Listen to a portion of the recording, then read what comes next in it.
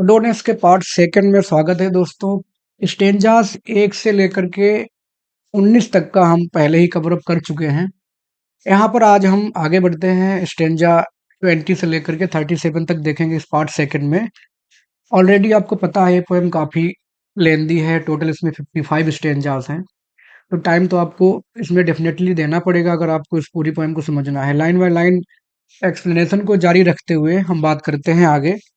इस स्टेंजा में वो बात कर रहे हैं स्पिरिट ऑफ स्प्रिंग की, जो बसंत ऋतु की स्पिरिट है। स्पिरिट ऑफ स्प्रिंग की वहां पर वो उसके सिग्निफिकेंस की बात कर रहे हैं। वो कह रहे हैं जब स्प्रिंग सीजन आती है तब क्या बदलाव आते हैं, तब की बात कर रहे हैं।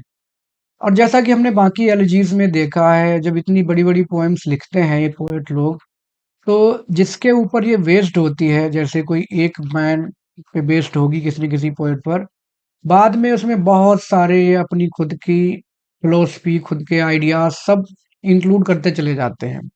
तो इस स्टेंजा को अगर इस पोएम से अलग हम पढ़ेंगे तो हम कहीं भी हमें नहीं लगेगा कि ये बात यहाँ पर जॉन कीट्स की हो रही है। कहीं पर भी कीट्स का कोई नाम या ज्यादा संकेत नहीं मिलता है। तो ये एलजी की खासियत हुआ करती है। Let's begin. The leprous corpse. अब यहाँ पे बात कर रहे हैं, वैसे कॉप्स का मतलब लाश होता है, शव होता है, लेकिन यहाँ पे कब्र की बात कर रहे हैं कि जैसे कोई कब्र है जो कि लेप्रस है। लेप्रस का मतलब कोई कोढ़ी व्यक्ति हो जाए, लेकिन यहाँ पे आप मान के चलिए खुरदुरी, जो बहुत ही ज्यादा खुरदुरी उबड़ खाबड़ कब्र बनी हुई है, वो जिसमें लाश ऑलरेडी दफन है। टच बाय दिस स्पिरिट, जैसे ही स्प्रिंग सीजन उसको टच करती है अपने कोमलता से, exhales itself in flowers of gentle breath. तो क्या होता है कि उसमें बहुत सारे एक्सेल्स डिस्प्ले होने लगते हैं, अपने आप को डिस्प्ले करने लगती है ये लाश या कब्र सुंदर सुंदर फूलों में। और उन फूलों की खुशबू, जेंटल ब्रेथ मतलब यहाँ पे क्या है, फ्रेग्रेंस। उनकी फ्रेग्रेंस बहुत अच्छी हुआ करती है जैसे ही ये स्पिरिट टच करती है। इस स्पिरिट की ये खासियत है। Like incarnations of the stars. Incarnations का मतलब होता है अवतार या शेप। और वो फूल ऐसे लगते हैं जैसे कि डायरेक्ट सितारों ने ही अवतार ले लिया हो, वो इतने चमकीले हुआ करते हैं। When splendour is change to fragrance. जब जो चमक होती है सितारों की, उसी तरह से फूलों की चमक, ऐसा लगता है कि वो बदल जाती है, खुशबू में बदल जाती है। और जब ऐसा हो जाता है तो क्या होता है, दे इल्यूमन। इल्यूमन का मतलब यहाँ पे हो जाएगा चमका देना। फिर वो फूल चमका देते हैं एकदम से, किसको, डेथ को। डेथ का मतलब यहाँ फिर से हो गया कब्र। जैसे ही कब्र के ऊपर इतने सुंदर सुंदर चमकीले फूल खिलते हैं उस स्पिरिट ऑफ स्प्रिंग के इम्पैक्ट से, तो पूरी कब्र जो है जगमगाने लगती है। एंड मॉक द मेरी वर्म दैट वेक्स बीनीथ। और फिर ये जो फूल हैं अपनी सुंदरता से उस कीड़े की मजाक बनाते हैं, जो कीड़ा ऑलरेडी कब्र में डेड बॉडी को धीरे धीरे नष्ट कर रहा होता है, उसकी ये मजाक बनाते हैं। एक तरफ से कह सकते हैं कि जो डिस्ट्रक्शन है, बर्बादी है, उसको ये नेचर मजाक बना देती है, क्योंकि ये उसको छोटा साबित करती है। Nought we know dies. Nought मतलब यहाँ पे हो जाएगा नथिंग, कि जो कुछ भी हम समझते हैं। वी नो मतलब जो कुछ भी हम समझते हैं, कुछ भी नहीं मरता है, सब कुछ जीवित है। जब कुछ भी नहीं मरता तो शैल दैट अलोन विद नोस। फिर क्या वह व्यक्ति जो बहुत सब कुछ जानता है, या बात करते हैं यहाँ पर किसी एक पोएट की, कि जो अंडरस्टैंड्स करता है सब कुछ, वो कैसे मर सकता है। जब वो नहीं मर सकता तो फिर ठीक वैसे नहीं मर सकता जैसे कि कोई तलवार और जो अपने म्यान में है। शीत का मतलब क्या होता है, म्यान जिसमें तलवार रखी जाती है। बाय साइटलेस लाइटनिंग, यहाँ पे क्वेश्चन पूछा जा रहा है कि क्या ऐसा हो सकता है कि कोई तलवार, उसका म्यान सुरक्षित रहे और तलवार किसी फ्लैश ऑफ लाइटनिंग से कंज्यूम हो जाए, खत्म हो जाए। ऐसा हो ही नहीं सकता। अगर खत्म होगी तो म्यान भी खत्म होगी। ऐसा नहीं है कि म्यान उसकी बनी रहे और तलवार नष्ट हो जाए, या किसी व्यक्ति का ज्ञान बरकरार रहे और वो आदमी नष्ट हो जाए। ऐसा हो ही नहीं सकता। वो इंसान हमेशा के लिए अपने ज्ञान की वजह से सुरक्षित था, जाना जाएगा पूरी दुनिया में। The intense atom glows. Intense atom का मतलब यहाँ पे हो जाएगा कोई बहुत बड़ी प्रतिभा। जैसे कीट्स की ही बात यहाँ पे कर दी इन्होंने थोड़ी सी, कि कोई बहुत महान जो प्रतिभा होती है, वो दुनिया के पटल पर कुछ समय के लिए आती है, ग्लोज अ मोमेंट, कुछ समय के लिए आती है और बहुत ज़्यादा विलक्षण चमक बिखेरती है।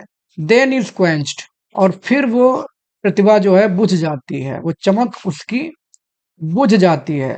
In most cold repose, repose का मतलब हो जाएगा विश्राम, शांति। और कुछ समय बाद वो प्रतिभा हमेशा में हमेशा के लिए बुझ जाती है। तो ये इट्स लॉ ऑफ नेचर, कुदरत का ही नियम है जो कीट्स के साथ हुआ। कुछ दिनों के लिए आए, चमके, और पृथ्वी दुनिया के पटल से अंतर्ध्यान हो गए, गायब हो गए। अब वो अफसोस जता रहे हैं, alas that all we loved of him. अफसोस है इस बात का कि जो कुछ भी, ऑल जो कुछ भी वी लव्ड ऑफ हिम, जो हम उनके उनमें पसंद किया करते थे। क्या पसंद किया करते थे? उनकी पोएटिक जीनियस को पसंद किया करते थे, या उनके कैरेक्टर को, या उनकी राइटिंग्स को, या जो भी है, जो कुछ भी हम उनको पसंद किया करते थे कीट्स के बारे में, शुड बी, वो सिर्फ एक आधार बन के रह गया है किस चीज का? बट आर ग्रीफ, उसको हम सिर्फ अपने दुख से ही जोड़ सकते हैं, क्योंकि अब वो बचे नहीं हैं, दुनिया छोड़ के चले गए। तो उनकी पोएटिक जीनियस, उनका कैरेक्टर, उनकी जो भी कैरेक्टरिस्टिक्स हैं, वो सब हम दुख में ही मना सकते हैं। As if it had not been, और ऐसा लगेगा जैसे कि वो चीजें कभी थी नहीं, पोएटिक जीनियस, कैरेक्टर कुछ कभी थी नहीं। क्यों नहीं? क्योंकि and grief itself be mortal, इसलिए क्योंकि जिस चीज का हम दुख मना रहे हैं, वो दुख भी अपने आप में मोर्टल है। मोर्टल का मतलब क्या है? नाशवान, नश्वर, कि एक दिन दुख भी खत्म हो जाएगा, और जैसे ही दुख खत्म होगा, तो कीट्स के साथ जुड़ी हुई, दुख के साथ जुड़ी हुई जो कीट्स की यादें हैं, वो भी खत्म हो जाएंगी। वो इज मी, और इसी बात का मुझे दुख है कि कीट्स दुख के साथ साथ भुला दिए जाएंगे। फिर अपने वो जनरल ह्यूमन नेचर की बात करने लगते हैं कि वेन्स वी आर, हम कहाँ से आते हैं, हमारी जिंदगी का हमारा सोर्स क्या है, कहाँ से हम आते हैं। एंड वाई आर वी, और हम क्यों हैं। वाई मतलब हमारा पर्पज क्या है जिंदगी में, हम क्यों इंसान हैं, क्यों जिंदगी जी रहे हैं। व्हाट सीन द एक्टर्स और स्पेक्टेटर्स, और किस सीन के लिए हमें भगवान ने बनाया, ईश्वर ने बनाया है। बस भगवान शब्द का इस्तेमाल तो कहीं भी नहीं करते, क्योंकि ये थोड़े नास्तिक कहे जाते थे। तो वो कहना यही चाह रहे हैं कि नेचर ने अगर हमें बनाया है, तो हमारे हिस्से में कौन कौन से सीन हैं, कौन कौन सा रोल हमें प्ले करना है, क्यों प्ले करना है, हम क्यों ऐसा कर रहे हैं। ग्रेट एंड मीन मतलब महान और तुच्छ। मीन का मतलब तुच्छ लोग, महान और तुच्छ लोग। मीट अमैस्ड इन डेथ, वो सारे सारे मिलते हैं और एकत्र हो जाते हैं। कहाँ एकत्र हो जाते हैं? मौत उन सबको इकट्ठा कर देती है, या मृत्यु उन सबको एक ही रास्ते पर ले आती है। Who lends what life must borrow, death जो है वो कुछ दिन के लिए उधार देती है, और जिंदगी कुछ दिन के लिए उधार ले लेती है। जिंदगी जो है मौत से ही उधार ले लेती है। क्या ले लेती है? टाइम, समय। हम जीवित हैं तो क्यों है? क्योंकि हमने उधारी मांगी हुई है मौत से। मौत तो आनी ही आनी है, फिक्स है। As long as skies are blue and fields are green, जब तक आसमान नीला है और जब तक हर तरफ हरियाली है। इवनिंग मस्ट अशर नाइट, और जब तक शाम इस बात का प्रॉमिस करती है कि रात आएगी आएगी, या शाम के बाद जैसे जैसे रात आएगी। एंड नाइट अर्ज द मोरो, और रात के बाद फिर से सुबह आएगी। मतलब जो नेचुरल साइकिल है कुदरत का, जो नेचुरल साइकिल है, जब तक वो चलती रहेगी नेचुरल एक्टिविटीज सारी, तब तक क्या होगा? मंथ फॉलो मंथ विद वो। तो क्या होगा? हर बार मैं, या जो भी एक महीना गुजरेगा, अगला टाइम आएगा, हर वक्त के साथ दुख बरकरार रहेगा। किसके लिए? कीट्स के लिए। And year wake year to sorrow, और हर साल जो दुख जो है वो मैं मनाता रहूंगा कीट्स के बारे में। कीट्स के बारे में जो दुख है वो कभी खत्म नहीं होगा, वो हमेशा चलता रहेगा। जिस तरह से कुदरत चलेगी, वैसे कीट्स के प्रति मेरा दुख बरकरार रहेगा, वो खत्म नहीं होगा। आगे वो कह रहे हैं कि he will awake no more, ah never more, वो कभी भी नहीं उठेंगे। अफसोस है, कभी नहीं उठेंगे। क्राइड मिजरी, मिजरी क्या है? जो इनकी किड्स की माँ है, उन्हीं की अटेंडेंट्स में से कोई एक, वन ऑफ अटेंडेंट्स में से एक है मिजरी, जो कहती है वेक दाऊ, उठ जाइए। किससे कह रही है? यूरेनिया से कह रही है। चाइल्डलेस मदर, यूरेनिया से मिजरी कह रही है कि उठ जाइए, आपका बेटा अब कभी भी नहीं जागेगा। राइज, उठिए, आउट ऑफ दाई स्लीप, जो तुम सो रही हो दुख में, अपने आप को भूल गई हो, उससे उठिए। And slake in thy heart's core, slake का मतलब यहाँ पे क्या होता है, बुझा देना, क्वेंच, और बुझा दीजिए। दाई हार्ट स्कोर, तुम्हारे मन में जो छिपे हुए, मतलब एकदम हृदय की गहराई में जो सब छिपा हुआ है, उसको आप दुख, उसको आप बुझा दीजिए। ए वुंड मोर फियर्स देन हिज, और जो जख्म तुम्हें मिला है वो और ज्यादा खतरनाक है, जो कि देन हिज का मतलब क्या है, कीट्स को आलोचना से जो जख्म मिला था। कीट्स को जख्म किससे मिला था, क्रिटिसिज्म से, किसी ने बहुत ज्यादा क्रिटिसाइज कर दिया था, उससे जो जख्म कीट्स को मिला था उससे कहीं ज्यादा आपका जख्म है, आप उसको थोड़ा भरिए।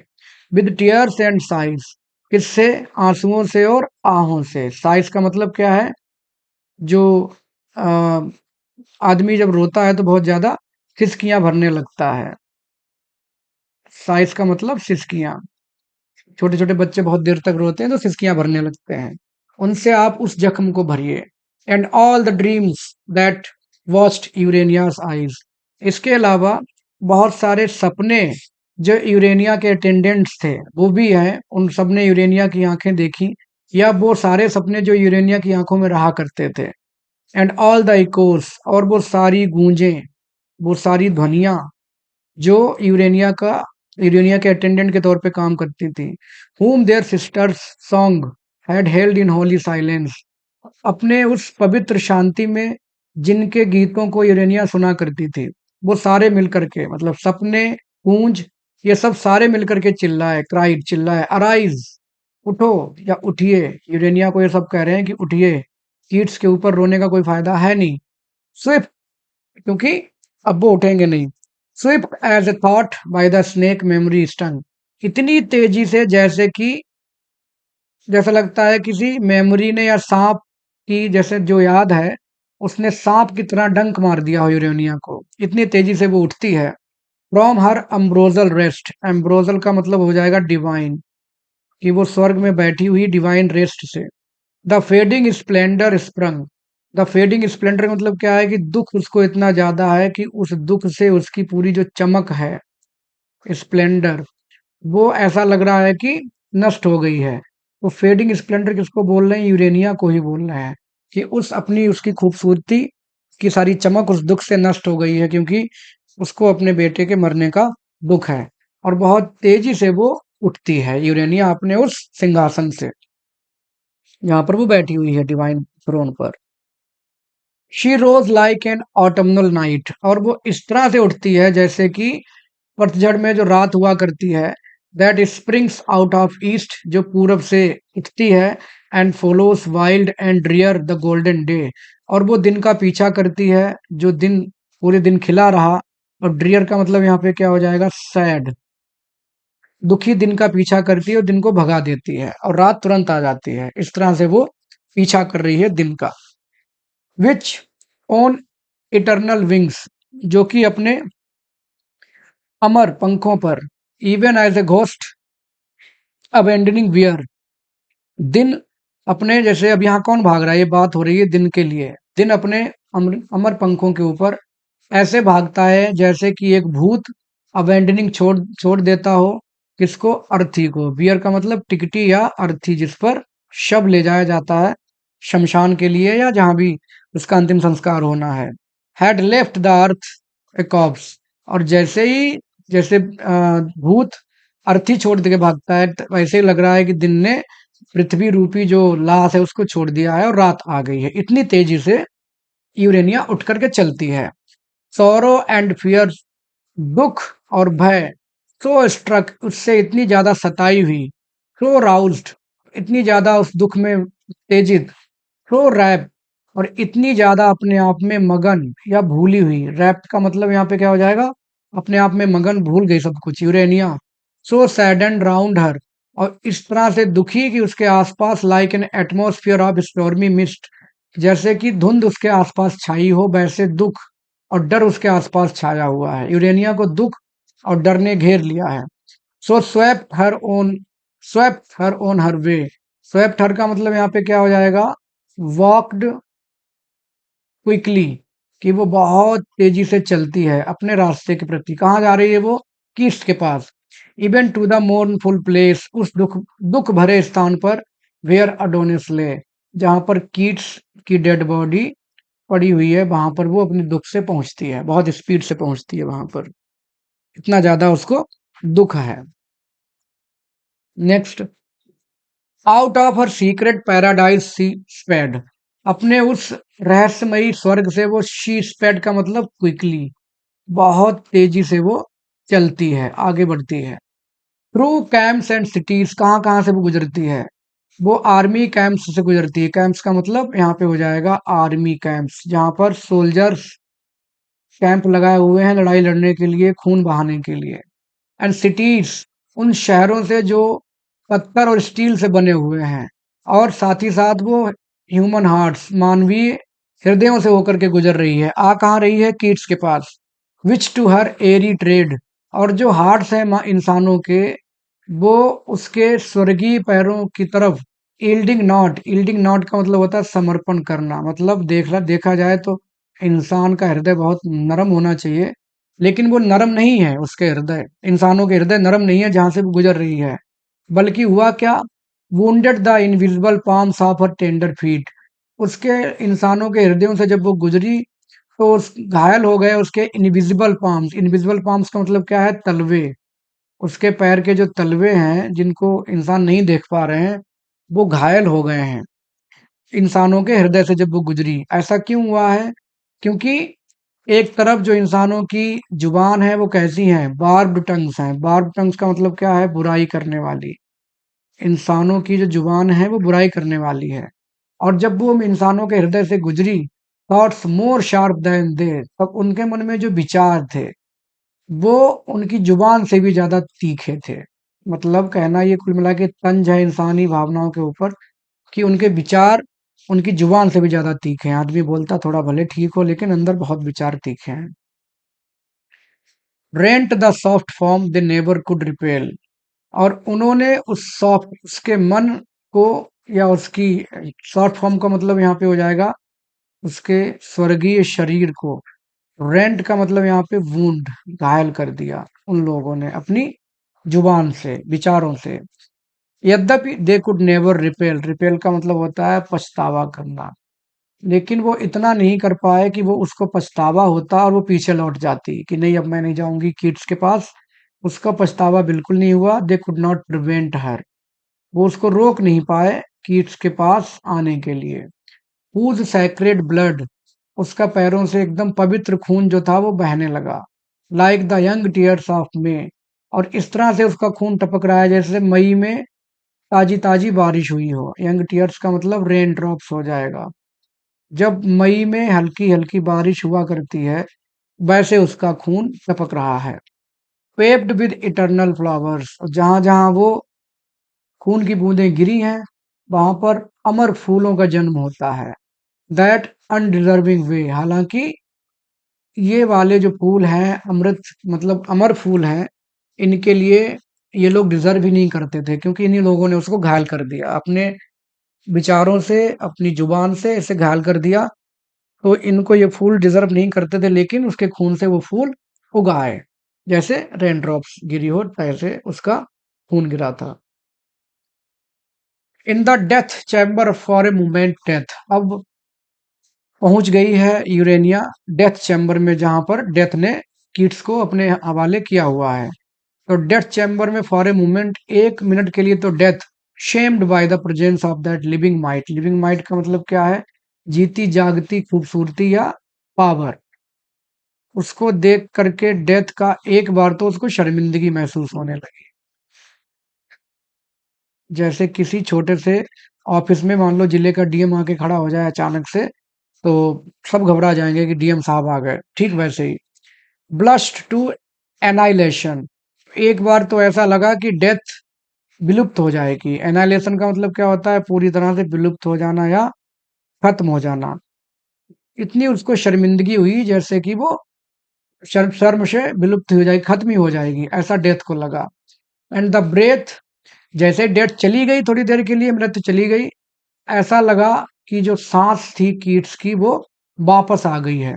रीविजिटेड दोज लिप्स, ऐसा लगा कि कीट्स के होंठ थोड़े से हिले हों, थोड़ी हवा आई है, सांस आई है। एंड लाइफ पेल लाइट, और जिंदगी की अधूरी जिंदगी, क्योंकि मरा हुआ तो है ही है, मृत तो है ही है, जिंदगी की अधूरी रोशनी फ्लैश्ड थ्रू दोज लिम्स, वो कीट्स के हाथ पैर अंगों से थोड़ी सी निकली, छलकी, ऐसा लगा कि कीट्स जीवित हो रहे हों। So let her dear delight, अब इतनी देर हो चुकी थी, लेकिन थोड़ी देर के लिए, या डियर डिलाइट का मतलब यहाँ पे कि यूरेनिया की खुशी के खातिर ही सही, कम से कम थोड़ी देर के लिए तो ऐसा लगा कि कीट्स जीवित हो गए हों। Leave me not wild and drear and comfortless, अब ये बात यूरेनिया कह रही है कि मुझे मत छोड़िए, मुझे इस तरह से मत छोड़िए, अकेला, ड्रियर, सैड एंड कंफर्टलेस, आप मेरे साथ रहिए। As silent lightning leaves the starless night, जिस तरह से सितारों से हीन जो रात होगी उसमें लाइटनिंग छोड़ के चली जाती है, वैसे आप मुझे छोड़ करके मत जाइए। लीव मी नॉट, मुझे मत छोड़िए, ये अपने बेटे से कह रही है यूरेनिया।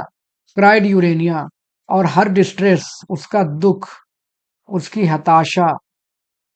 राउज्ड डेथ, जैसे ही यूरेनिया चिल्लाई तो डेथ, जो कि कुछ देर के लिए एनाइलाइट हो गई थी, एनाइलेशन हो चुका था, मृत्यु फिर से एक्टिव हो जाती है। जब यूरेनिया विलाप करती है तो मृत्यु होश में आ जाती है, जो कि बेहोश हो गई थी। डेथ रोज, मृत्यु उठती है और मुस्कुराती है।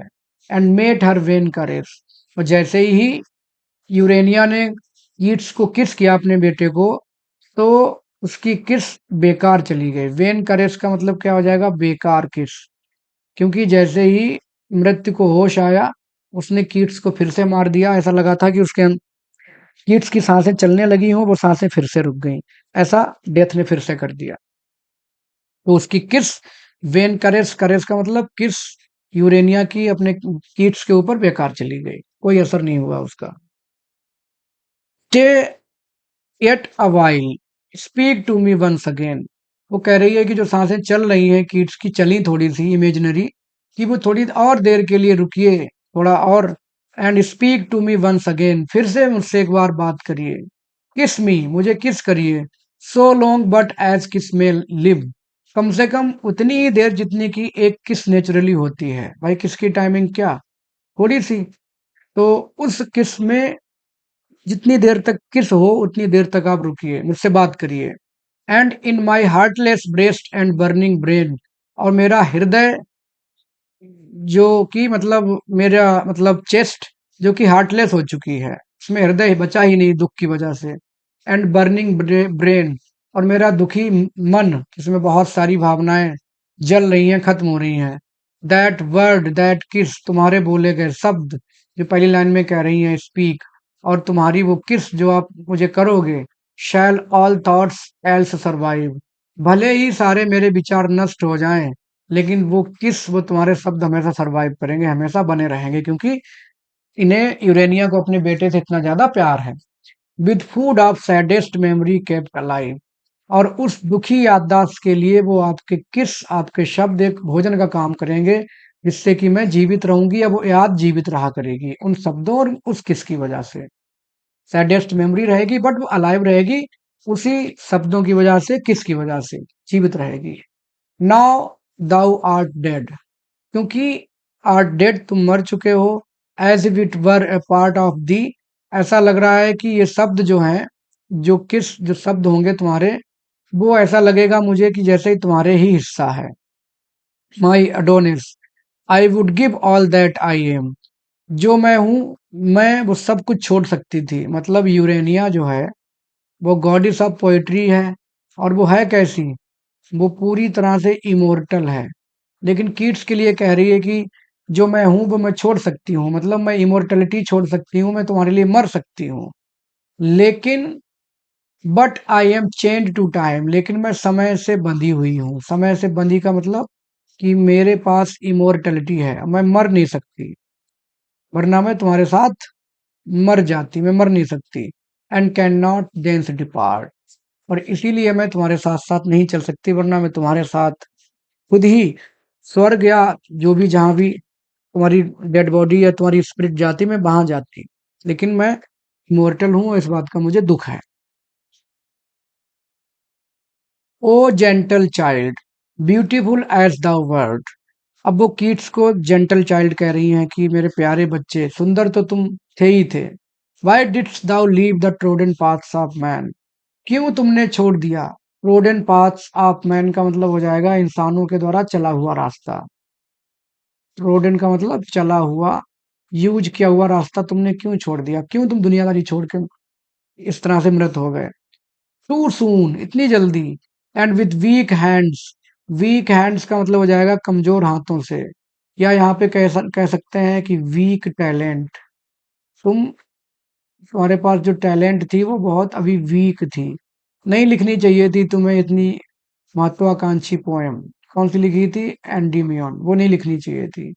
दाउ माइटी हार्ट, तुम्हारी टैलेंट भले कमजोर थी लेकिन तुम्हारे अंदर हिम्मत बहुत थी। माइटी हार्ट तुम्हारा था, ताकतवर हृदय। Dare the unpastured dragon in his den, और तुमने कोशिश की। अनपास्चर्ड का मतलब हो जाएगा खुले हुए, अनचेंज्ड, अनचेंज बिना चेन के, खुले हुए ड्रैगन को तुमने उसकी गुफा में ले जा करके चुनौती दी। अब ड्रैगन जो कि एकदम से आजाद है और गुफा में जाकर के तुमने उसको चुनौती दे डाली, मतलब तुम्हें एंडीमियन जैसी पोएम ना लिखते जब तक तुम्हारी क्षमताएं उतनी ज्यादा परिपक्व ना हो जाती। डिफेंसलेस एज द वर्ड, तुम्हारे पास कोई भी साधन नहीं था, डिफेंसलेस थे तुम, विदाउट डिफेंस, बिना सुरक्षा के। ओह, वेयर वॉज देन विजडम, तब वो ज्ञान कहाँ था तुम्हारा, तुम्हारा ज्ञान कहाँ था जो कि मिरर होता है, मिरर शील्ड होता है, मतलब रक्षा कवच होता है। और स्कॉर्न द स्पीयर, या फिर जो स्पीयर ऑफ स्कॉर्न, स्कॉर्न का मतलब क्या है, इग्नोर करना या नफरत करना। तो वो तुम्हारे पास कहाँ था, ना ज्ञान, ना नफरत करने, इग्नोर करने की क्षमता। और hadst thou waited the full cycle, या तुम्हें इंतजार करना था। फुल साइकिल मतलब फुली, फुली ब्लोन या ग्रोन कहना चाहिए, फुली ग्रोन टैलेंट, कि जब तक तुम्हारी टैलेंट पूरी तरह से ग्रो नहीं कर जाती तब तक तुम्हें वेट करना चाहिए था। When the spirit should have filled the crescent sphere, जब तुम्हारी आत्मा शुड हैव फील्ड भर जाती, या जो अर्धचंद्राकार एरिया है, जैसे चांद आधा है तो आधा ही माना जाएगा, लेकिन जैसे ही फुल हो जाएगा तो पूरा चांद हो जाएगा, मतलब पूरी तरह से परिपक्व हो जाती तुम्हारी स्पिरिट, आत्मा, तुम्हारी टैलेंट। तब तुम्हें ये काम करने चाहिए थे, एंडीमियन जैसी पोएम तब लिखनी चाहिए थी जब तुम क्रिटिसिज्म को अच्छे से डाइजेस्ट कर पाते। The monsters of life waste had fled from thee like deer, तो जो monsters ऑफ लाइफ का मतलब यहाँ पे हो जाएगा क्रिटिक्स, कि वो जो शैतान रूपी जो क्रिटिक्स हैं वो इस तरह से भाग जाते जैसे कि हिरन भाग जाता है अपने आप, अपने शिकारी को देख करके, शेर को देख करके, जिसको देख करके हिरन भागता है, वैसे ही ये लोग भाग जाते जब तुम्हारी क्षमता पूरी तरह से परिपक्व हो चुकी होती। बट तुमने वेट ही नहीं किया, तुम्हें वेट करना चाहिए था, इंतजार करना चाहिए था अपनी क्षमताओं के पूर्ण विकास तक का। द हर्डेड वुल्व्स, हर्डेड वुल्व्स किसको कह रहे हैं, ये आलोचकों को कह रहे हैं, कि वो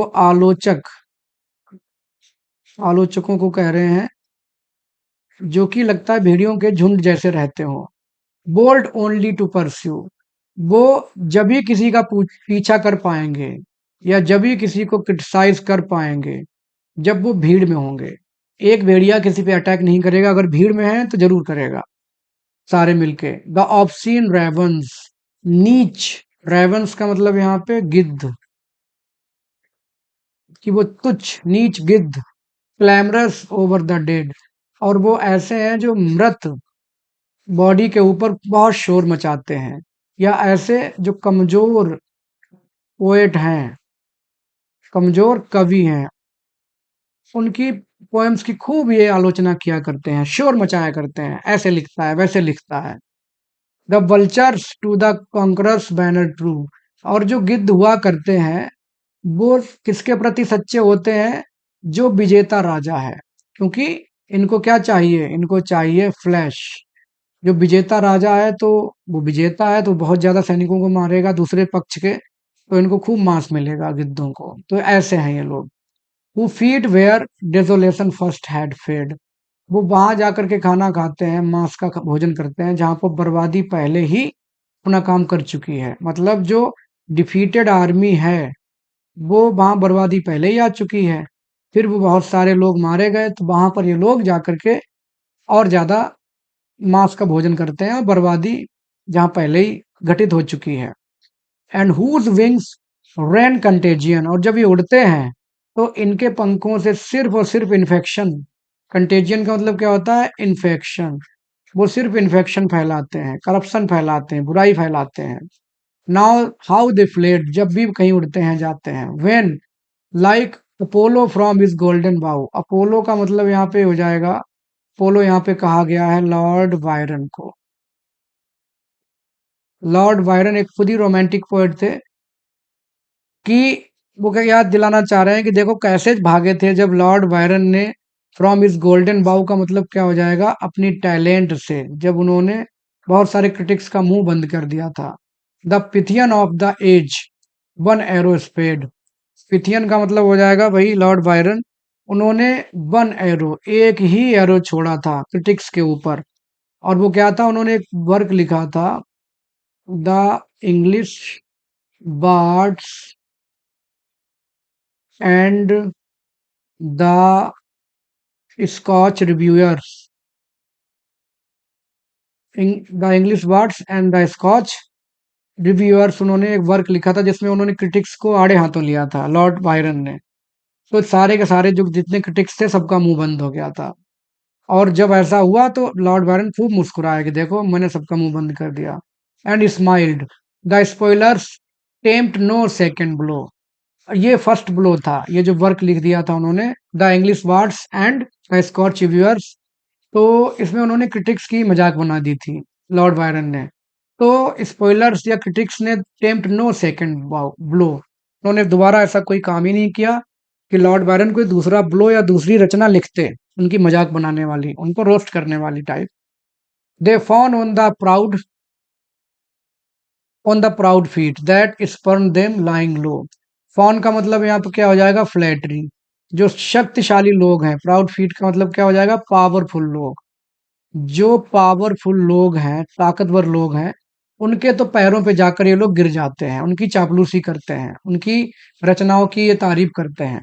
और जो कमजोर हैं बेचारे, उनको ये जीते जी मार देते हैं।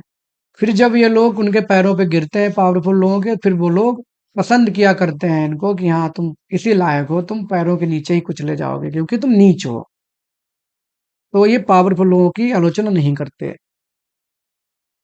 The sun comes forth and many reptiles spawn, sun का मतलब यहाँ पे हो जाएगा ग्रेट पोएट। ग्रेट पोएट, जब एक महान कवि आता है फील्ड में, मैनी रेप्टाइल्स, बहुत सारे क्रिटिक्स भी जन्म लेते हैं। हर कोई क्रिटिक्स बन जाता है, उनकी आलोचना करने लगता है। रेप्टाइल्स स्पॉन का मतलब होता है वंश बढ़ाना, कि जब सूरज उगता है तो बहुत सारे कीड़े मकोड़े बढ़ते हैं। ठीक वैसे ही एक जब महान कवि आता है तो उसके क्रिटिक्स भी इसी तरह से अपनी भीड़ बढ़ाते हैं। ही सेट्स, और जैसे ही वो अस्त हो जाता है, उसकी जिंदगी पूरी हो जाती है। And each ephemeral insect then is gathered into death, फिर जितने रेप्टाइल्स हैं, इंसेक्ट्स हैं, वो मर जाते हैं। एंड विदाउट ए डॉन, और उनको अगली सुबह देखने को भी नहीं मिलती है। बहुत सारे कीड़े मकोड़े जो हैं वो एक दिन के लिए ही जीवित होते हैं, मर जाते हैं अगले दिन। And the immortal stars awake again, फिर दूसरी तरफ इमोर्टल स्टार्स का मतलब क्या हो जाएगा, छोटे छोटे कवि। छोटे छोटे कवि, जो बड़े बड़े कवि हैं वो जब चले जाते हैं उसके बाद छोटे छोटे कवियों का बोलबाला हो जाता है। So is in the world of living man, ठीक यही नियम इंसानी जिंदगी में भी चलता है। A god like mind soars forth, जो भगवान जैसा दिमाग रखता है, या कह सकते हैं कि वेरी टैलेंटेड, जो कि पोएट बहुत टैलेंटेड है, वो अपनी कल्पना के सहारे बहुत ऊंचे उड़ जाता है। In its delight making earth bare and veiling heaven, फिर वो इतना ज्यादा अपनी खुश, मतलब इतना ज्यादा खुश हो जाता है कि वो जिंदगी की सारी मेकिंग अर्थ बेयर का मतलब हो जाएगा पृथ्वी को उघाड़ देना टाइप, मतलब जितने भी रहस्य हैं उन सबको वो सबके सामने ला करके खड़ा कर देता है। एंड वेलिंग हेवन, और स्वर्ग को भी ढक लेता है अपनी प्रतिभा के दम पर। जब अपनी प्रतिभा उसकी इतनी ज्यादा टैलेंटेड वो होता है तो वो जिंदगी के सारे रहस्य और साथ ही साथ स्वर्ग को भी कवर करता है अपनी लेखनी में। एंड वेन इट सिंक्स, और जब वो डूबता है, या छोटे छोटे कवि, इस महान कवि जब वो डूबते हैं या जब वो उनकी डेथ होती है, द स्वाम्स, स्वाम्स मतलब कीड़े, कीड़े लेकिन दूसरी भाषा में आलोचक, जो आलोचक हैं, दैट डिम्ड और शेयर्ड, या तो उन्होंने उसकी आलोचना की होगी जब वो जीवित था, या फिर उसकी प्रशंसा की होगी। शेयर का मतलब प्रशंसा यहाँ पे, या उसकी आलोचना की होगी। इट्स लाइट, उसकी जिंदगी या फेम, उसकी फेम की या तो आलोचना की होगी या उसकी फेम में रहे होंगे। Leave to its kindred lamps the spirits of night, फिर छोटे छोटे कवियों के प्रति ये सब खत्म हो जाता है, और ये लोग भले ही अपनी स्पिरिट इतनी ज्यादा उच्च करने की कोशिश करते हो, भले ही ये लोग उससे रिलेटेड हो सकते हैं ट्रीटमेंट ऑफ थीम्स में, कि इनकी जो थीम्स होंगी पोएम की वो उतनी हो सकती हैं उसके जैसी, but they can never be equal, वे कभी भी उसकी आत्मा की जो सब्लिमिटी है उसके बराबर हो ही नहीं सकती, क्योंकि सूरज सूरज होता है और तारे तारे होते हैं। तो इस तरह से कंपैरिजन किया नहीं जा सकता बाकी छोटे छोटे पोएट्स का या क्रिटिक्स का। दस सीज्ड शी कौन है यहाँ पर? यूरेनिया। इतनी देर से वो बोल रही थी, अब वो शांत हो जाती है। सीज्ड का मतलब क्या हो जाएगा? स्टॉप्ड, वो शांत हो गई। एंड द माउंटेन शेफर्ड्स केम, और ये माउंटेन शेफर्ड्स कौन आ गए? क्योंकि जो पेस्टरल एलिजी होती है जिसको हम पढ़ रहे हैं अभी, उसमें ये सब चीजें कॉमन होती है। शेफर्ड्स, नेचर, पहाड़, झरने, नदियाँ। तो माउंटेन शेपर्ड्स का मतलब क्या हो जाएगा? पोएट्स। बहुत सारे पोएट्स भी आते हैं क्या करने? टू मोर्न, विलाप करने। Mourn the death of Keats, Keats की डेथ को मोर्न करने आते हैं बहुत सारे।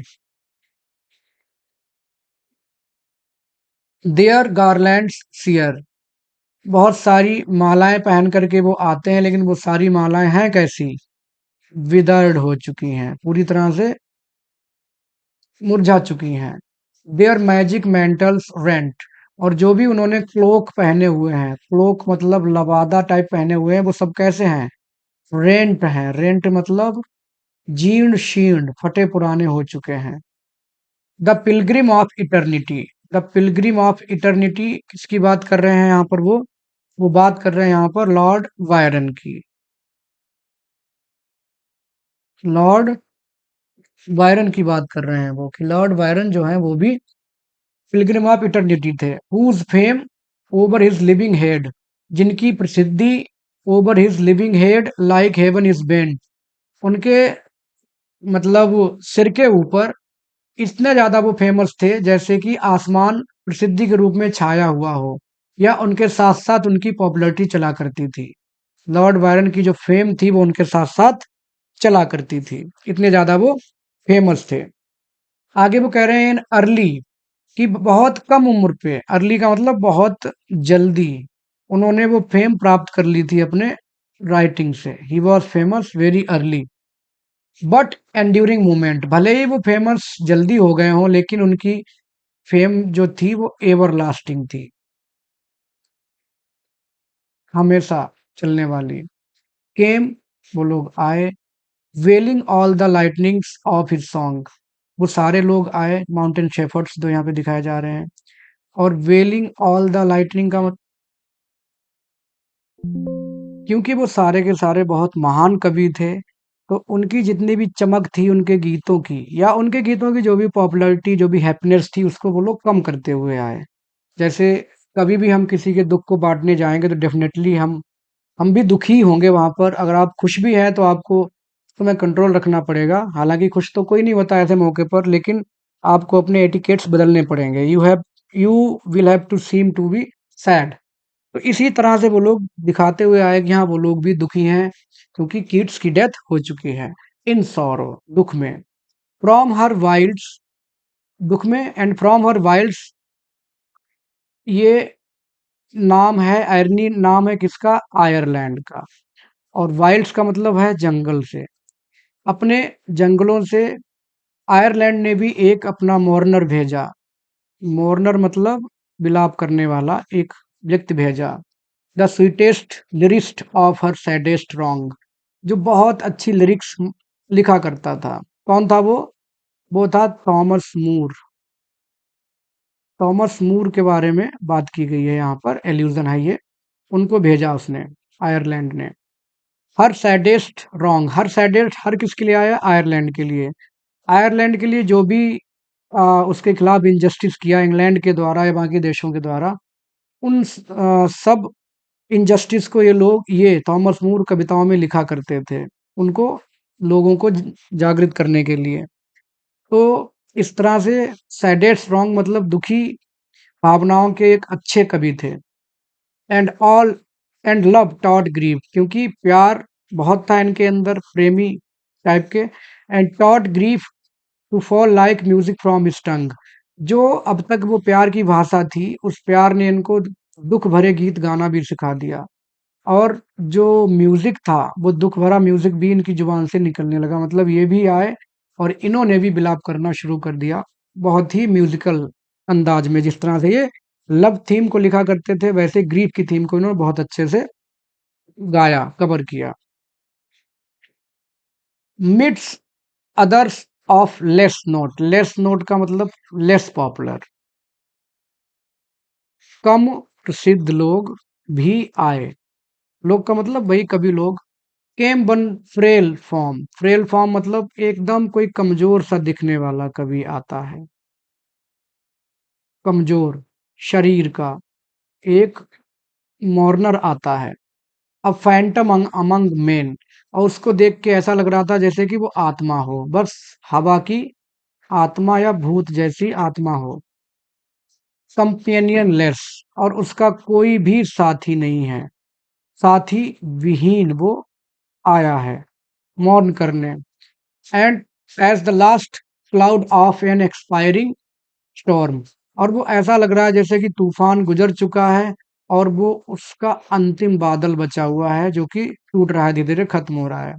Whose thunder is its knell, और जब वो गरजने की कोशिश भी कर रहा है, थंडर का मतलब यहाँ पे गर्जन, जब वो गरजने की कोशिश भी कर रहा है तो ऐसा लग रहा है कि वो अपनी अंतिम घंटी बजा रहा हो। नेल क्या होता है, एक चर्च की घंटी होती है जो कि जब बजाई जाती है जब किसी का फ्यूनरल हो रहा हो, अंतिम संस्कार होने जा रहा हो, तब ये घंटी बजाई जाती है। तो यहाँ तक कि उसकी गर्जन भी उसकी अंत की गवाही दे रही है। ही एज आई गेस, ये कह रहे हैं जैसा कि मैं अनुमान लगाता हूँ, had guessed on nature's naked loveliness, कि उसने दुनियादारी की। गेज का मतलब बहुत ध्यान से देखा होगा, कुदरती जो खूबसूरती है उसको पूरी नंगी आंखों से देख लिया होगा, अच्छे से देख लिया होगा, डीपली। एक्टियन लाइक, एक्टियन कौन था, एक्टियन एक फिगर था, ग्रीक फिगर। एक्टियन कौन था, इसने एक देवी थी, गॉडेस ऑफ मून कहा जाता है इनको। डायना को इन्होंने देख लिया था नहाते हुए, ये शिकार करने गए थे, कुत्ते इनके साथ में थे, डायना नहा रही थी, इन्हें देख लिया उनको नहाते हुए। डायना को बहुत गुस्सा आता है, तुम्हारी इतनी मजाल। और इसने इनको क्या किया, एक्टियन को कन्वर्ट कर दिया एक स्टैग में, एक बारहसिंगा बना दिया। फिर जो इनके साथ जो कुत्ते थे वो खुद ही इनके पीछे पड़ गए और इनको मार के खा गए। तो कुल मिला के इनकी कहानी ऐसी थी।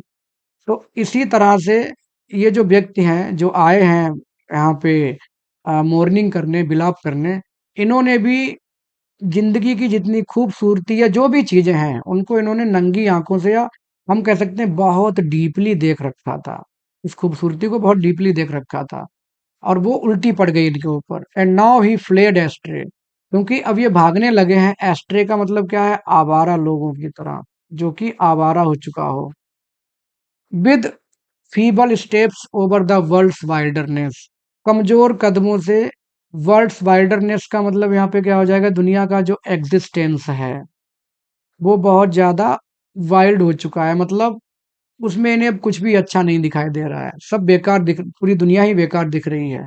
एंड हिज ओन थॉट्स, और इनके खुद के विचार, जो कि जैसे हाउंड्स थे जिन्होंने एक्टन को खा लिया, तो इनके खुद के विचार ही इनको टॉर्चर कर रहे हैं अब।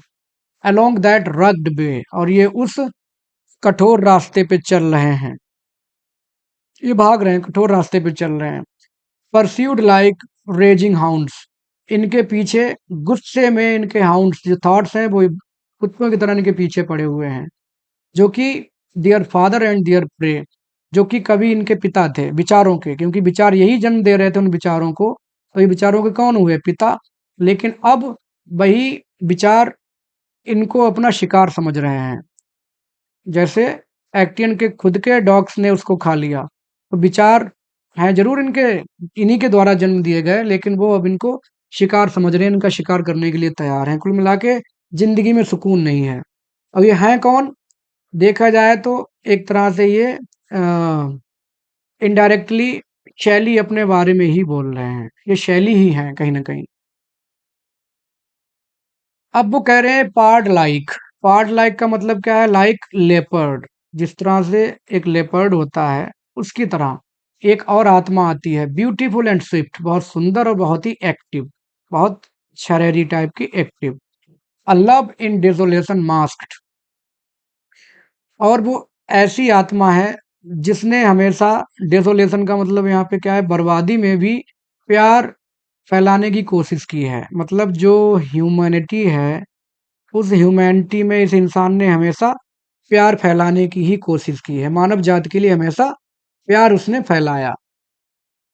ए power girt round with weakness, एक ऐसी ये शक्ति थी जो कि गर्ट मतलब सराउंडेड, जो कि घिर चुकी है अब, इसके द्वारा सराउंडेड विद वीकनेस, जिसको अब सिर्फ कमजोरियों ने घेर रखा है। इट कैन स्कार्स अपलिफ्ट, अब इतनी ये कमजोर हो चुकी है शक्ति, ये ताकत, कि मुश्किल से ही अपलिफ्ट उठा पा रही है द वेट मतलब वजन of the superincumbent hour. Superincumbent का मतलब क्या हो जाएगा? लैडन, लदा हुआ, लैडन ऑन शोल्डर्स, कि जो बोझ है दुनियादारी का, समय का जो बोझ है आर, वो इनके कंधों पे ऐसे बैठा हुआ है कि ये उठा नहीं पा रहे हैं, जो जिंदगी इनकी बची है उसको जी नहीं पा रहे हैं। It is a dying lamp, यह एक बुझता हुआ सितारा टाइप है। अ फॉलिंग शावर, एक ऐसी बारिश जो लगभग गिर रही है, खत्म होने वाली है। अ ब्रेकिंग बिलो, एक ऐसी लहर जो टूट रही है। बिलो का मतलब यहाँ पे क्या है? वेव, एक लहर जो टूटती जा रही है, अपनी मैजेस्टिक होती जा रही है। इवन वाइल्स वी स्पीक, और जब भी हम बात कर ही रहे हैं, इज इट नॉट ब्रोकन, इतनी कमजोर है कि अभी बात करते करते ही टूट जाएगी। On the withering flower the killing sun smiles, जो फूल मुरझा जाता है, विदरिंग फ्लावर का मतलब क्या है? मुरझाता हुआ फूल। द किलिंग सन स्माइल्स, फिर भी सूरज की रोशनी उस पर पड़ती है, वो मुस्कुराता है, सूरज की रोशनी मुस्कुराती है, ब्राइटली चमकती है उसके ऊपर। मतलब कहने का सेंस ये है कि धूप चाहे ताजे फूल पर गिरे, चाहे मुरझाए फूल पे गिरे, वो धूप हमेशा चमकेगी। On a cheek the life can burn in blood, भले ही आदमी अंदर से टूट चुका हो, ब्रोकन इनसाइड, कोई व्यक्ति बहुत ज्यादा दुखी है, ब्रोकन इनसाइड, फिर भी कभी कभी उसके गालों पर जो लालिमा होगी, वो ये दिखाएगी कि इंसान जीवित है। इवन वाइल द हार्ट में ब्रेक, उसका मन टूटा हुआ है, लेकिन उसके गालों की लालिमा ये साबित करेगी कि इंसान जीवित है। तो ये डिपेंड करता है कि सिचुएशन क्या है उसकी। His head was bound with pansies overblown, जो अभी आत्मा आई थी वो अपने माथे के चारों तरफ बांधे हुए है, क्या बांधे हुए? पेंसीज ओवरब्लोन, पेंसीज के फूल जो कि ओवरब्लोन है, मतलब विदर्ड हैं, मुरझा चुके हैं, पूरी तरह से मुरझाए हुए फूल वो बांध करके वो आत्मा आती है। एंड फेडेड वायलेट्स, मुरझाए हुए वायलेट के फूल, वाइट जो कि सफेद है, पाइड है, पाइड मतलब क्या होता है? चितकबरा, spotted, spotted flowers, and blue, और नीले, इस तरह के रंगों के फूलों से वो अपने माथे को बांधे हुए हैं। एंड ए लाइट स्पीयर, और छोटा सा उसके हाथ में डंडा है, टॉप्ड विद ए साइप्रस कोन, और उस पर एक साइप्रस, ये भी एक जंगली घास होती है जिसको सुरु कहा जाता है, वो सुरु घास उस डंडे में बंधी हुई है। राउंड हुज रूड सैप, और उस डंडे की जो रूड शाफ्ट मतलब क्या है? जो खुरदुरी सतह है, जो उसकी खुरदुरी सतह है उसकी बात हो रही है। डार्क आईवी ट्रेसेस ग्रीव, जो आईवी लताएं हैं वो लिपटी हुई हैं। ट्रेसेस का मतलब यहाँ पे लताएं, लताओं के टुकड़े से वो डंडा लिपटा हुआ है। Yet dripping with the forest Noon day due, और उसमें वो दोपहर की ओस जमी हुई है जो कि टपक रही है। कुल मिला के वो ऐसी जगह से आत्मा आई है जहाँ पे जंगल बहुत ज्यादा डार्क है, जहाँ दोपहर को भी समझ लो ओस पड़ती है, जहाँ पर सूरज की रोशनी नहीं पहुंच रही, मतलब ओस दोपहर को भी जमी हुई है। Vibrated as the ever beating heart, जैसे ही उसका हृदय धड़क रहा है तो उसके हाथ में जो डंडा है वो वाइब्रेट हो रहा है, तो वो हिलने लगता है उसके कमजोर हाथों में, क्योंकि आत्मा बहुत कमजोर है। That grapes it of that crew, और जो कभी आया है वो इतना ज्यादा कमजोर है कि उसके हृदय के धड़कने से ही उसका हाथ हिल रहा है और वो डंडा पूरा हिल रहा है। ऑफ दैट क्रू, और उसी दल से, क्रू का मतलब दल, किसी उसी दल से सबसे लास्ट में वो इंसान आता है। नेग्लेक्टेड एंड अपार्ट, और उसको सभी ने अभी अभी तक नेग्लेक्ट किया हुआ है, इग्नोर किया हुआ है, और बाकी वो सबसे अकेला अलग थलग है। अपार्ट का मतलब अकेला अलग थलग पड़ा हुआ है। अ हर्ड अबेंडन्ड डियर, एक ऐसा हिरन जिसको उसके ही ग्रुप ने छोड़ रखा है। सब चल रहे होते हैं, शेर आता है, एक को पकड़ लेता है, बाकी सब भाग जाते हैं अपनी जान बचाने के लिए। इस तरह से जान बचाने के लिए सब भाग गए, ये अकेले घूम रहे हैं। Struck by the hunter's dart, जिनको अभी अभी शिकारी का एरो लगा हुआ है। ये भी एक आत्मा है, जानबूझ के इनका नाम छिपाया हुआ है। वैसे देखा जाए तो ये अपनी ही बात कर रहे हैं, इन सब चीज, दो तीन स्टेंजास में इन्होंने सिर्फ अपनी बात की है। कीट्स ने, शैली ने एक्चुअली। ऑल स्टूड अलूफ, सब के सब, अलूफ मतलब शांत, दूर खड़े हुए हैं, शांत खड़े हुए हैं। एंड एट हिज पार्शल मोन स्माइल्ड थ्रू देयर टीयर्स, और जो वो रोया, मोन का मतलब यहाँ पे बिलाप, जब वो रोया तो ये बिलाप उन लोगों को कैसा लगा, पार्शल लगा। पार्शल का मतलब क्या होता है, बायस्ड, पक्षपात भरा हुआ। ये उन लोगों को लगा, लगा तो वो सब लोग, रो तो वो लोग भी रहे हैं लेकिन वो मुस्कुरा भी रहे हैं कि ये कैसा बिलाप कर रहा है। एक्चुअली जो बायस्ड बिलाप है वो अपने बारे में ही रो रहा है। जो इंसान आके रो रहा है, रो तो वो किड्स के लिए रहा है, लेकिन वो खुद का रोना रो रहा है। तो ये खुद का रोना कौन रो रहा है, वो रोना रो रहा है शैली। ये खुद का रोना रो रहे हैं किड्स के बहाने से। Well knew that gentle band, well सब जानते थे, दैट जेंटल बैंड का मतलब वह group, who in another's fate now wept his own, वो सब लोग जान गए कि जो रो रहा है अनदर्स फेट, दूसरे के भाग्य का रोना रोने के लिए अपना खुद का रोना रो रहा है। मतलब ये कीट्स के बहाने भाई साहब अपनी जिंदगी के दुखों के ऊपर रो रहे हैं। As in the accents of an unknown land, और क्योंकि ये मरे कहाँ हैं, कहाँ इनकी मृत्यु हुई है, वहाँ इटली में एक्चुअली, रोम में इनकी डेथ हुई है। तो जिस तरह से अननोन लैंड मतलब वहां जाकर ये रो रहे हैं, और दूसरे एक्सेंट्स में रो रहे हैं। दूसरे एक्सेंट्स का मतलब क्या है, दूसरी फॉर्म में रो रहे हैं, ये एलजी में रो रहे हैं, एलजी लिख रहे हैं किड्स की मौत के ऊपर शैली।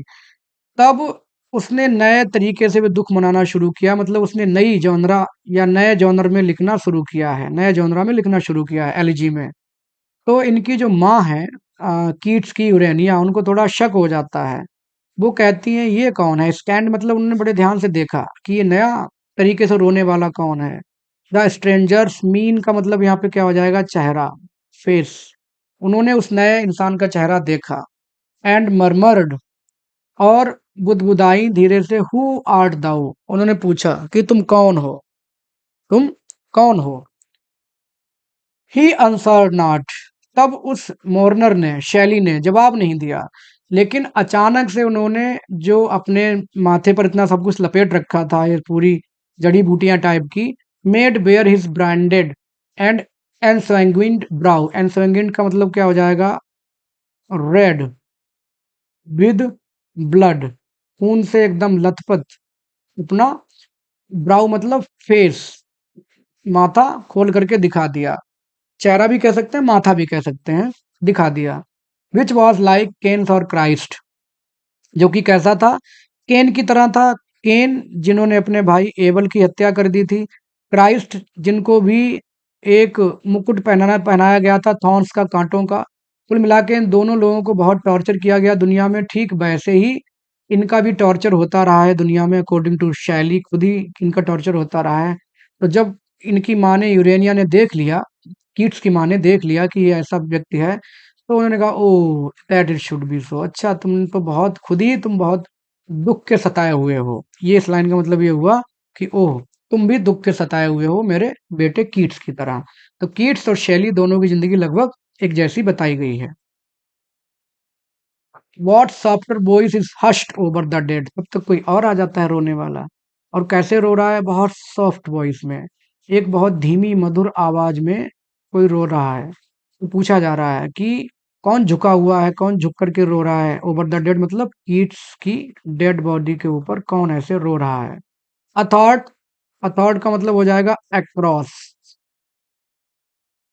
What brow is that dark mantle thrown, और किसने अपने माथे पर ये इस तरह से काला लबादा ओढ़ा हुआ है? विलाप करने के लिए काला कपड़ा पहन लेते हैं। What form leans sadly over the white death bed, और जो सफेद डेथ बेड है उस पर कौन फॉर्म मतलब किस शरीर में कौन झुका हुआ है, झुक करके विलाप कर रहा है?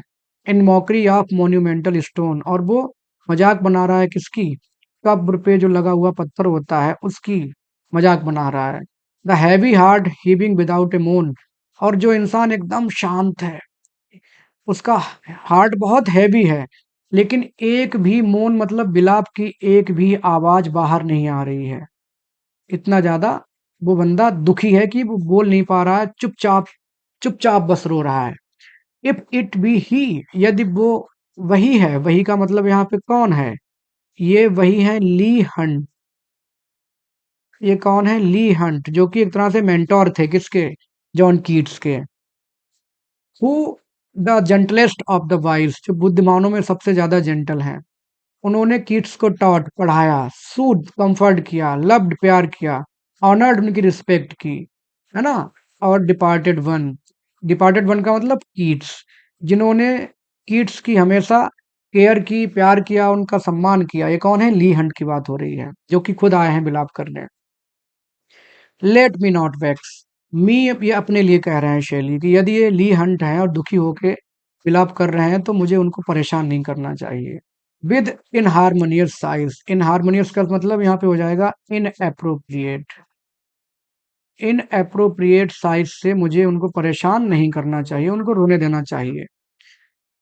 तो ये सोचते हैं कि मुझे इनको बीच में डिस्टर्ब नहीं करना चाहिए, क्योंकि इनका जो रोना है वो वास्तव में बहुत ज़्यादा पेनफुल है। जो कहते हैं लोग रो लेते हैं तो उनका थोड़ा दुःख कम होता है, लेकिन जो शांत तरीके से रोते हैं वो ज़्यादा दुःख होता है।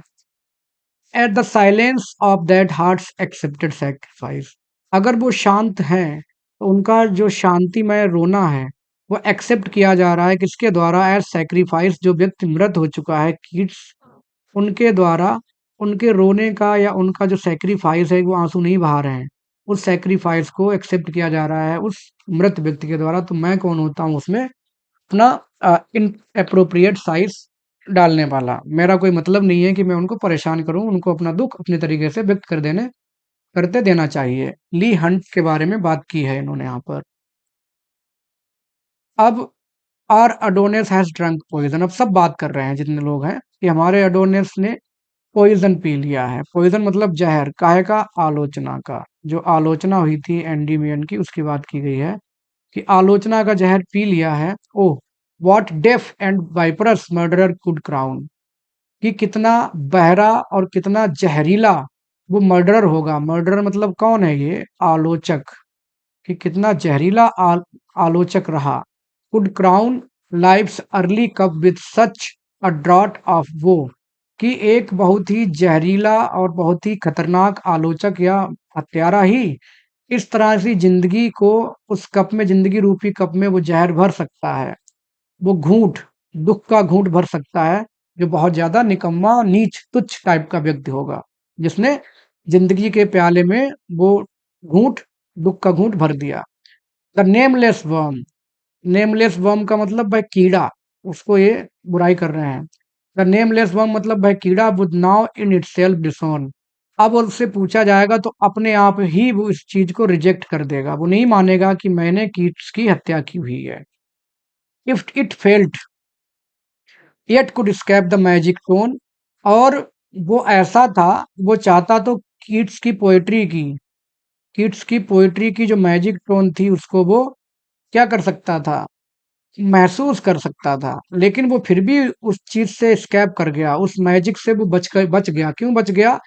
हुज प्रिल्यूड, जिसके जो शब्द थे, क्योंकि उसके शब्दों में ही सारी हेल्ड ऑल एनबी, सारी घृणा थी, सारी नफरत, घृणा और बुरे विचार। रॉन्ग का मतलब क्या है? किसी के बारे में बुरे विचार या बुरी नीयत, ये सब उसके पास भरे हुए थे। इसकी वजह से उसे कीट्स की पोएट्री में जादू समझ ही नहीं आया, क्योंकि उसकी नीयत ही खराब थी। But what was हाउलिंग in one breast alone, सभी उसकी पोएट्री को पसंद करते थे, कीट्स की पोएट्री को, लेकिन what was हाउलिंग in one breast alone, बस एक मन में ही इतना सब कुछ भरा हुआ था। कुल मिला के जो ब्लैकवुड मैगजीन थी, क्वार्टरली रिव्यू, ब्लैकवुड और क्वार्टरली रिव्यू दो की बात हो रही थी वहां पर, तो क्वार्टरली रिव्यू की ज्यादा थी बात। उस क्वार्टरली रिव्यू में एक ही व्यक्ति ने बहुत ज्यादा एंडीमियन की बुराई कर डाली थी।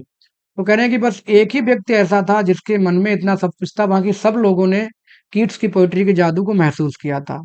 Silent with expectation of the song, बाकी लोग शांत रहते थे और उम्मीद करते थे कि कौन सा नया गीत, नई पोयम, न्यू पोयम कीट्स के पेन से निकल के आने वाली है। सबको ऐसा लगता था।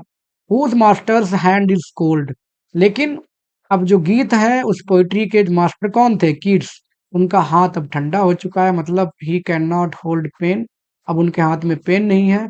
और उनकी जो जो सिल्वर लायर है, जो इंस्ट्रूमेंट है, जिस इंस्ट्रूमेंट से वो गाया करते थे गीत, वो अब कैसा हो चुका है? अनस्ट्रंग, टूट चुका है। तो कुल मिला के जो क्षमता या जो भी खूबसूरती थी वो अब खत्म हो चुकी है, क्योंकि he is dead now. Live thou, अब ये किससे कह रहे हैं? दाऊ कौन है यहाँ पर? Critic. Live thou whose infamy is not thy fame, infamy का मतलब क्या हो जाएगा? बदनामी। वो उस क्रिटिक से कह रहे हैं कि तुम तो अपनी जिंदगी जियो, और तुम्हारी बदनामी, तुम कितनी भी बदनामी कर लो किसी की, लेकिन you can never be famous, किसी की बदनामी तुम्हारी प्रसिद्धि नहीं हो सकती। Infamy is not thy fame, तुम्हारी प्रसिद्धि नहीं हो सकती। लिव, जिंदगी जियो। Fear no heavier chastisement from me, तुम तो जिंदगी जियो और तुम कोई उम्मीद मत करो कि मैं तुम्हें और ज्यादा चेस्टाइज मतलब डांटूंगा या कोई पनिशमेंट मैं तुम्हें दूंगा। मैं तुम्हें कोई पनिशमेंट नहीं दे सकता, जो भी मुझे कहना था मैंने कह लिया। दाउ नोट लेस ब्लॉट, और तुम तो धब्बे हो, ऐसे धब्बे जिसका जिक्र भी नहीं किया जाना चाहिए। किस पर धब्बे हो? किसी अच्छे नाम पर। नाम किसका? कीट्स का। कीट्स के अच्छे नाम पर तुम तो धब्बे हो। बट बी दाई सेल्फ, लेकिन हाँ, अपना स्वभाव मत बदलना। मतलब तुम एक बाइपर हो, बाइपर कौन हो? सांप, जहरीला सांप हो, तुम वही बने रहना। And know thyself to be, और कभी भूलना मत, क्योंकि जब जब जो मैगजीन आएगी क्वार्टरली रिव्यू, तो हर बार तुम किसी न किसी कवि के प्रति या किसी के प्रति अपना जहर उगलते रहना, वैसे ही बने रहना। And ever at thy season be thou free, thy season मतलब जो जो सीजन आए, छपे ये क्वार्टरली रिव्यू, हर बार तुम फ्री हो अपना जहर उगलने के लिए।